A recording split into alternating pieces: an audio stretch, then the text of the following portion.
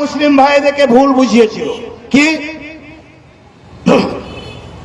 2025 সালে মার্চ মাসে ওয়াকফ amendment bill যখন সংসদে নিয়ে আসা হয়, সেই সময় এই মাননীয় মুখ্যমন্ত্রী এবং তার ভাইপো গোটা পশ্চিমবঙ্গ ব্যাপী দাপিয়ে দাপিয়ে বলেছিল যে গোটা ভারতবর্ষে ওয়াকফ আইন লাগু হলেও পশ্চিমবঙ্গে ওয়াকফ আইন লাগু হবে না।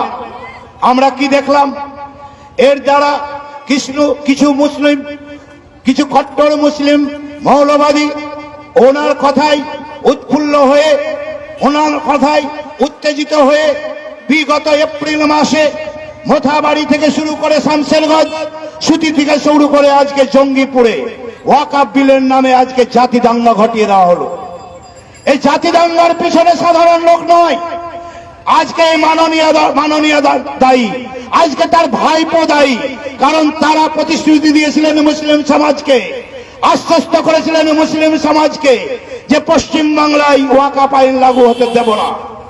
আজকে তাই তারা কিন্তু আশ্বস্ত হয়ে তার প্রতি আস্থা রেখে তারা ভেবেছিল যে মাননীয় যা কথা বলছেন, আমরা তো 30% ভোট প্রতিবারই মাননীয়কে দিয়ে আসি, আর এই মাননীয় ক্ষমতায় এসে আমাদেরকে সন্তুষ্ট রাখেন।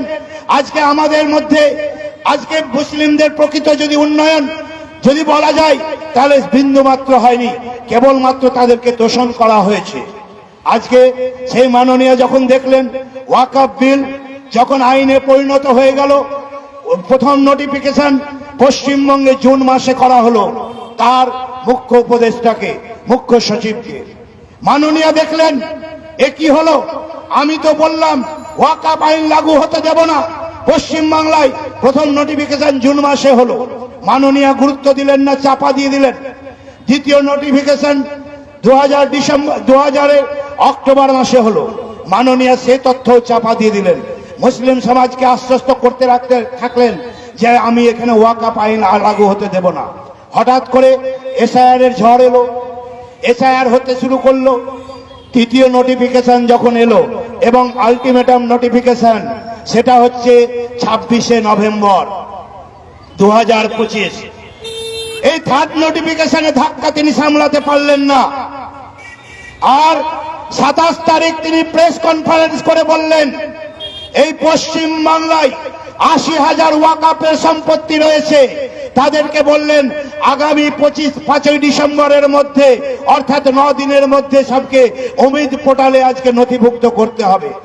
মুসলিম সমাজের ওয়াকফ সম্পত্তি যারা রক্ষা করেন, যে উলেমারা রয়েছেন, যে বোর্ড রয়েছে, তারা একদম অস্থির হয়ে পড়ল যে এই মাননীয়ার উপরে ভরসা করে আমরা আজকে কেন্দ্রীয় সরকারের আইনের প্রতি দৃষ্টি দেইনি, কেন্দ্রীয় সরকারকে গুরুত্ব দেইনি, কেন্দ্রীয় সরকারকে এই ওয়াকফ আইন পাস করার জন্য গালাগালি করেছি। আজকে সেই ওয়াকফের বোর্ডের মেম্বাররা, উলেমারা আজকে সেই মোদিজির কাছে গিয়ে আজকে বললেন আমাদেরকে কিছু সময় দেওয়া হোক। কারণ ওনারা বুঝতে পেরেছিলেন যে মাননীয় মুখ্যমন্ত্রী মিথ্যা কথা বলে মুসলিম সমাজকে তুষ্টিকরণ করতে চেয়েছিল, উনি যেটা পারলেন না।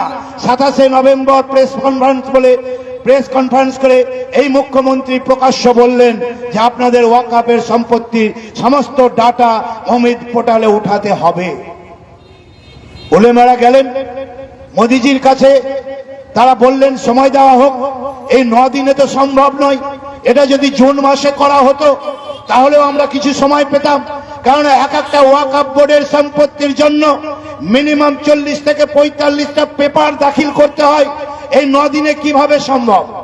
সেন্ট্রাল সরকার রীতিমতো তাদের আপিল নিয়ে সুপ্রিম কোর্টে গেলেন।